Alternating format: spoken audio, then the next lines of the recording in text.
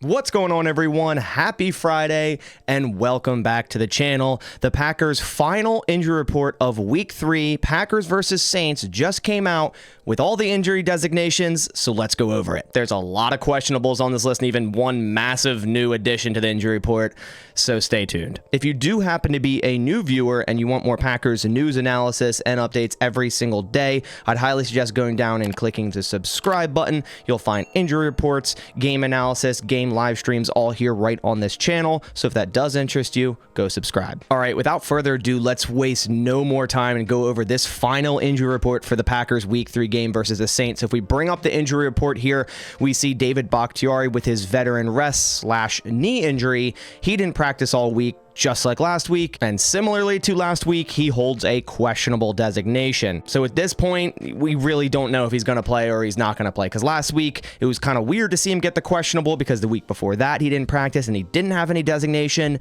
and then last week he had the questionable and didn't end up playing, and he's questionable again today. And Bakhtiari saying it's all to do with his knee. If his knee allows him to play, he's gonna play. Now, Matt LaFleur after the practice said if Bakhtiari for any reason cannot go, it will still be Quay Walker at left tackle, so they're not going to change anything of that up. It's going to be Quay Walker if Bakhtiari can't go, not Nyman. So I'm sure we'll get a game time decision come Sunday on Bakhtiari. Then we see Rashawn Gary with his knee injury. His ACL recovery was limited all week. He holds no injury designation. Really like how the Packers are taking care of Rashawn Gary in terms of his injury recovery. They didn't really force him back, and they didn't really need to because they have so much depth in that edge room, and they're kind of allowing him to go at the pace that they feel is right for the recovery of that ACL. And I thought he's done a pretty good job at it. The Packers have done a good job at it, and I'm just excited for him to be 100%. Next on the list, we see Elgton Jenkins with his knee injury, was that sprained MCL. He obviously didn't practice all week and is out for this game. There's no surprise there. That'll likely be the case for next week and possibly even the one after that. And maybe we don't see Elgton Jenkins until after the bye against the Broncos. The Packers tend to play it safe, and with Elgton Jenkins' history with his knee, I bet the Packers do keep it safe and hold him out until the bye. Just a massive loss for this offensive line. Not only is David Bakhtiari questionable, but Elgton Jenkins is out. So the left side of that line, man, it's already patchwork. I mean, we're going to see Royce Newman out there likely. Quay Walker, I thought did okay in that game. Wasn't anything great, wasn't absolutely terrible.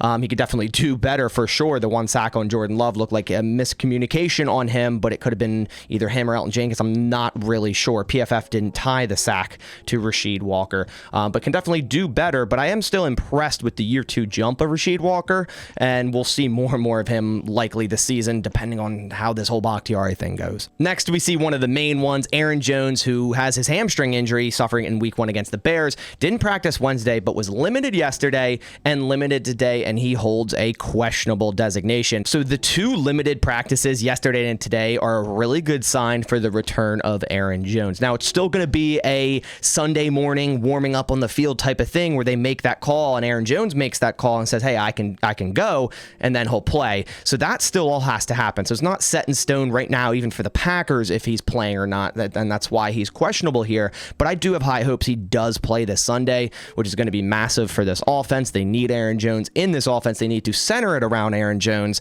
and that'll give them the best chance to score points. Then we see Lucas Van Ness with his elbow injury was limited all week. He also holds a questionable designation. Now him I'd see definitely playing. There's no probable anymore, but if there were to be probable designations, that's probably what Lucas Van Ness would be. I just don't see him missing this game. He's in limited practice all week and even returned to the game after that injury against the Falcons. Next on the list, we see Christian Watson. He was limited on Wednesday and then did not participate on Thursday, but that was scheduled. So it wasn't a setback by any means on his hamstring. It was scheduled to give him a rest day. That makes sense with hamstrings. The best thing you can do with them is take it lightly and give them rest. He was back to limited on Friday, which is awesome to see, and he also holds a questionable designation. As I've been saying all week, I do believe that we will see Aaron Jones and Christian Watson out on the field this Sunday against the Saints, which will be the first time we see both of those with all the other weapons on offense. Jaden Reed, Romeo Doubs, Luke Musgrave. So I'm really excited to see how this offense meshes with Watson added into the mix and a healthy Aaron Jones. Hopefully we do get both of them this Sunday. Then we see Daniel Whelan, who is a full participant all week with his finger injury. He holds no designation, likely will be removed off the report next week. Zane Anderson was a new addition on Thursday with a hamstring injury, because I guess the Packers just love their hamstring injuries. He did not participate Thursday, did not participate today, and he is out of this game.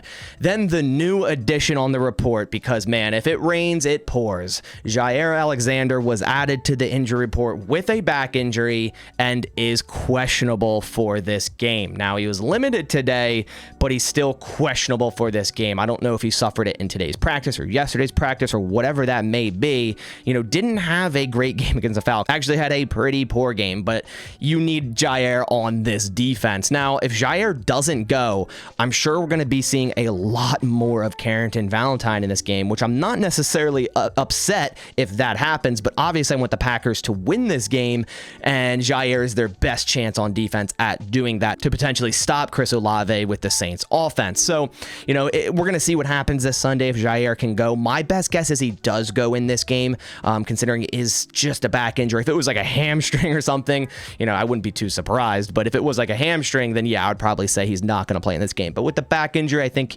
being limited today and questionable, it probably does play, but, there's still a chance he doesn't. So that does it for the final injury report for the Green Bay Packers Week 3 game versus the Saints with all the injury designations. We have 5 questionable designations and 2 outs.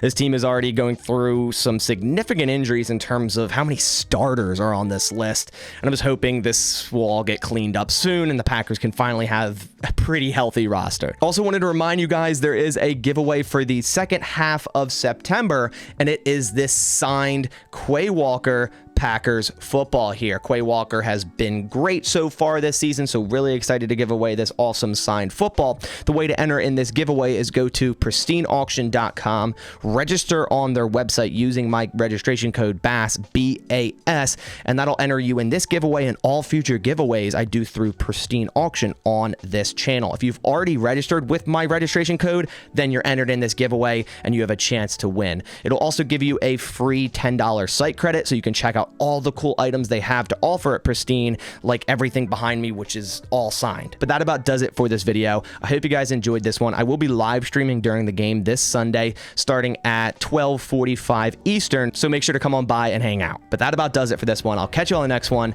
and as always, go Pack Go.